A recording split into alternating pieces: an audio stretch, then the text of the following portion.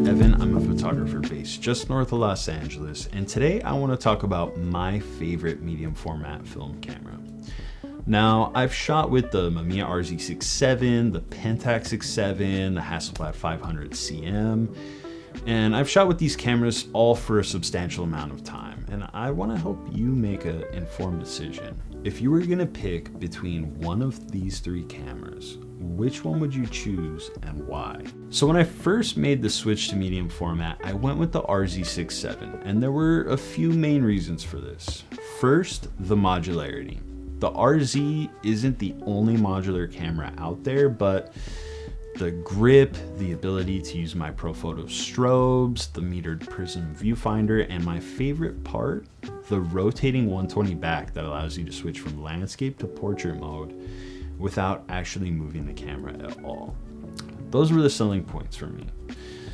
Another bonus is that you could connect a digital medium format back to the RZ so that you're able to get both digital and film on the same camera. And some of my favorite film photos were taken on the RZ.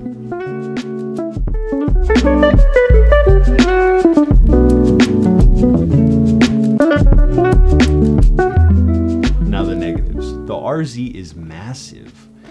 It can look a bit intimidating and intrusive to others, and the other downside is the focusing screen. Your mileage may vary, but the stock focusing screen was just about impossible for me to hit focus with my eyes, and I had to pay a hefty sum of money to get a good quality focusing screen. This leads me to my next point. The modularity is great, but when you put $1,200 to $1,500 into a camera with the lens, and then you find out you got to throw another $1,500 into the accessories to make it optimal, and that's assuming you buy it mint, it can be a bit discouraging. But overall, this was an amazing camera, and the only reason I sold it was because I had my eye on another beauty. That beauty was the Hasselblad 500 CM, touted as the fashion photography camera and famously known as the camera that went to the moon. The 500 series is iconic. I was intrigued by the 6x6 format. The Hasselblad is also modular, which I love, and much smaller and lighter than the RZ67. The 500 didn't have a good grip though, which is a bit of a bummer for me, but the abundance of great prism viewfinders, as well as the stunning 80mm lens and the extra 2 photos you get per roll, those were all attractive features. Not to mention, you don't need a rotating back like the RZ if all your cameras are in a square shape. I'll admit there was a bit of a learning curve for me with this camera, definitely more so than the RZ, and I think a lot of that had to do with the film back and how it's supposed to be loaded. For whatever reason, you have to turn the film upside down while you're loading, and that can be a little bit confusing at first.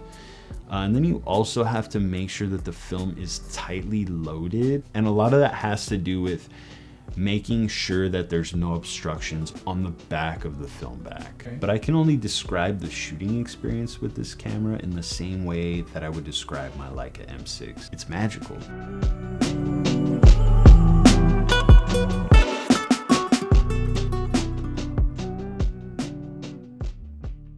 Now let's get into the Pentax 67.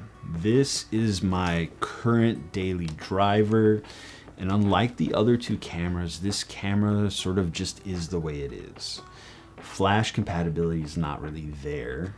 You can use a flash with certain lenses, but it's more expensive and more of a hassle than it's worth. Another negative is that you won't have the same nice bright waist level viewfinder attachments that you would on the RZ and the Hasselblad. Instead, your choice is just more prism finders. Other than that, you could take off the prism finder and look through the top, but it's just not the same.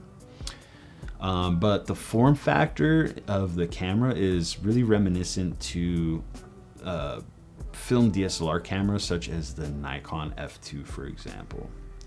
But there's so many positives. It's easy to load, it just works. You could honestly jump into this camera as a beginner with no problem.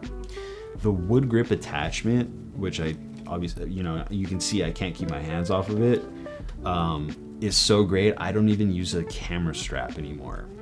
And in regards to the focusing screen, I've never had an issue. Let's talk about the lens for a second. So the 105mm f2.4 is the lowest aperture amongst all of the cameras I'm talking about today. And if bokeh is what you're into, you're gonna get it with this camera.